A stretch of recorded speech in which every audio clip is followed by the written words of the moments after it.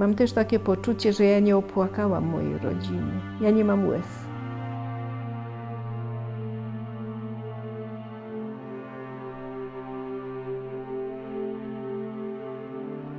Bunkier został właściwie chyba wykończony już na początku stycznia 1943 roku. To było gdzieś na skrzyżowaniu ówczesnej Zamenhofa i Miłej.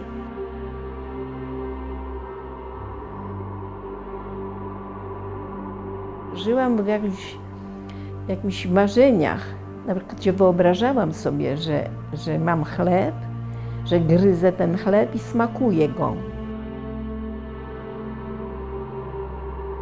Jeśli chodzi o powstanie samo w getcie, to pamiętam, paliło się dookoła. Całe getto płonęło i okazało się, że ten nasz bunkier był dość mocny, ale było tak strasznie gorąco, że tam nie można było w ogóle, można się tam było upiec. I myśmy uciekali, mieliśmy drogę ucieczki do kanału.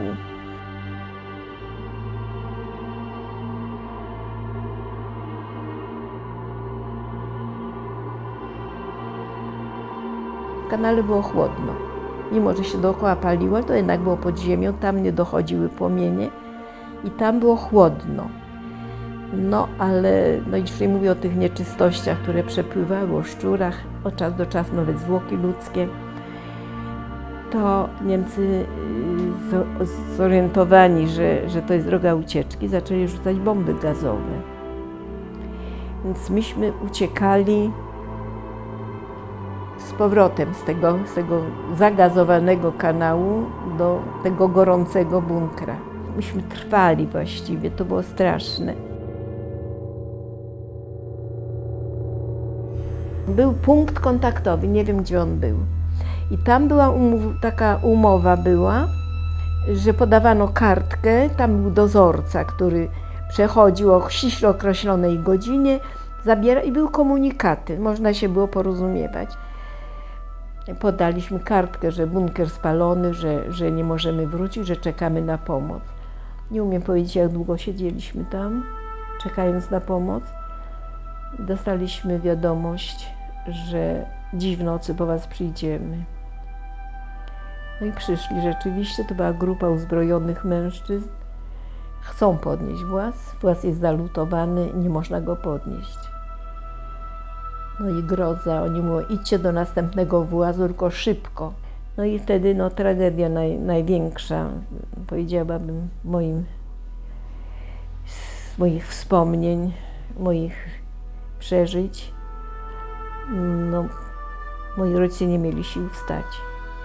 Moja siostra, ona miała wtedy 20, może 20, nie wiem, dla mnie to była dorosła już, postanowiła zostać z rodzicami. Ja zaczęłam płakać chyba, nie wiem czy płakałam, ale w każdym razie, że ja nie pójdę bez mamy. I mama powiedziała, idź.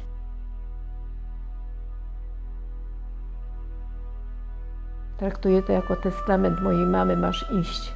Tak jakby wysyłała mnie, że mam żyć.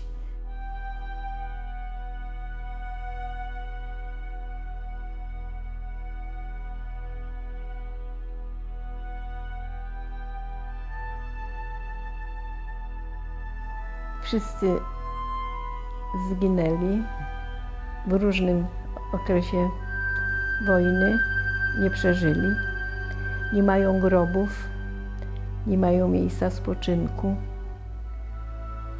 A ja przeżyłam, żeby świadczyć o tym, co było, żeby pamięć o nich została. Oni wtedy żyją, ja im stawiam pomnik. To tyle, aż tyle.